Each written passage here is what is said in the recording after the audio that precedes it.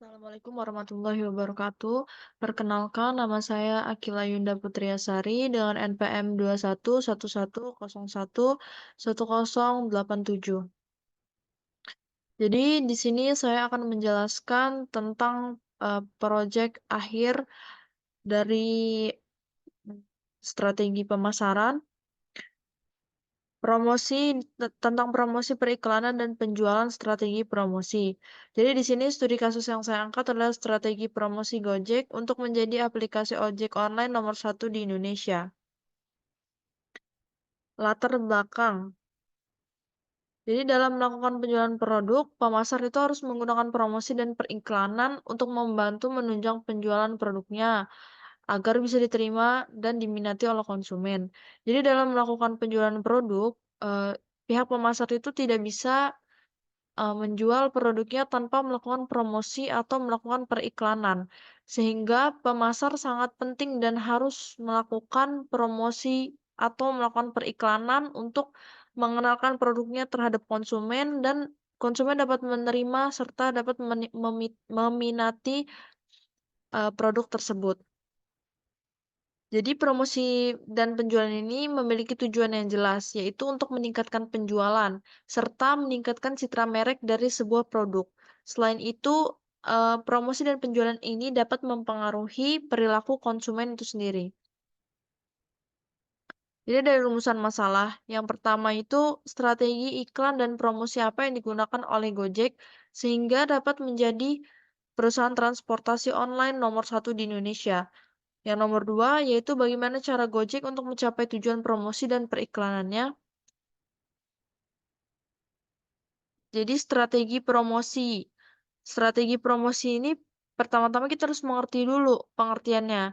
Jadi terdiri dari perencanaan, penerapan, dan pengendalian komunikasi organisasi kepada pelanggannya dan halayak sasaran lainnya dan memiliki tujuan untuk mencapai tujuan komunikasi yang diinginkan manajemen dengan setiap halayak.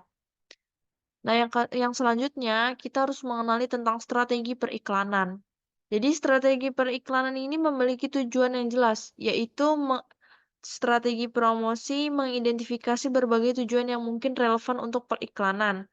Ini mencakup pengenalan kebutuhan, identifikasi pembeli, dan pembangunan merek serta evaluasi alternatif, serta keputusan pembelian dan retensi dari pelanggan.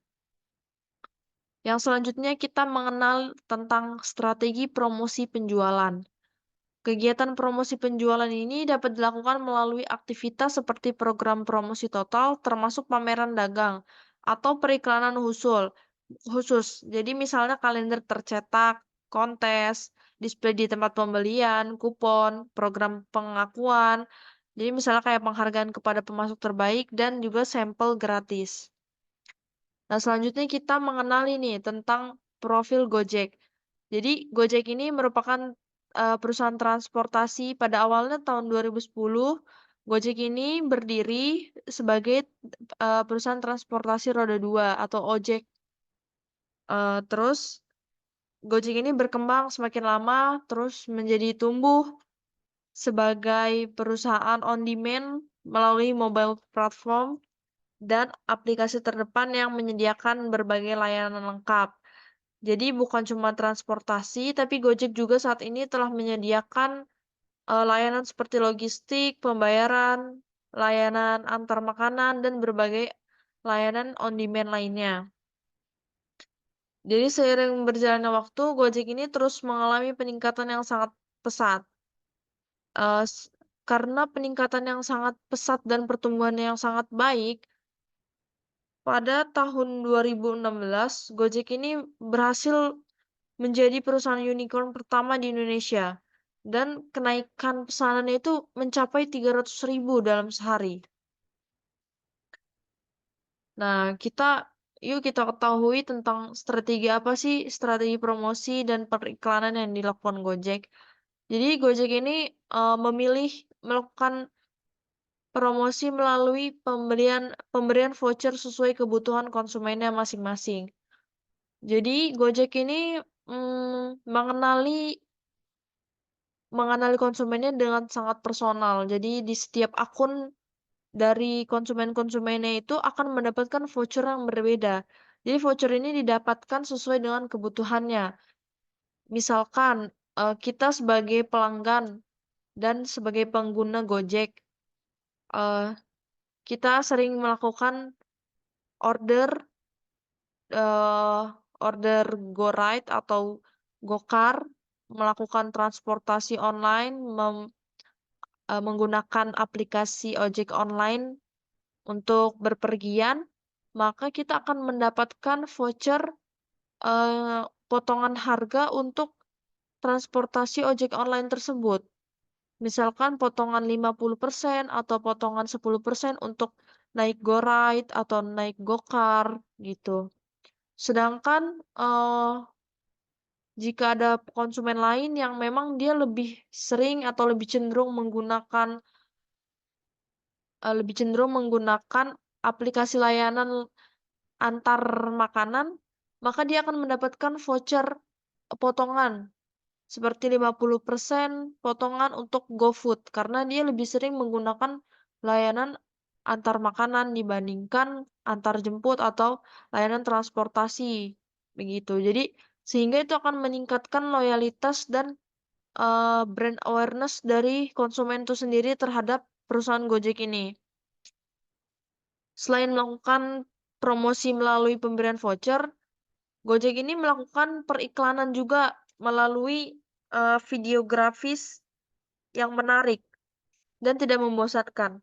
Itu dapat kita lihat secara nyata dan secara jelas melalui beberapa iklan yang dilakukan Gojek, misalkan lewat, iklan yang ada di YouTube, kita dapat melihat bahwa video grafis yang dibuat oleh Gojek itu sangat menarik dan tidak membosankan, sehingga kita konsumen melihat iklan tersebut tidak tidak merasa bosan dan tidak ingin dengan cepat untuk, melewatkan iklan tersebut gitu. Jadi Gojek ini berhasil menciptakan periklanan yang dapat menarik atensi dari konsumennya, sehingga Gojek selalu berhasil dalam menyampaikan campaign-nya, selalu berhasil untuk menyampaikan iklan apa yang ingin disampaikan kepada konsumen karena konsumen selalu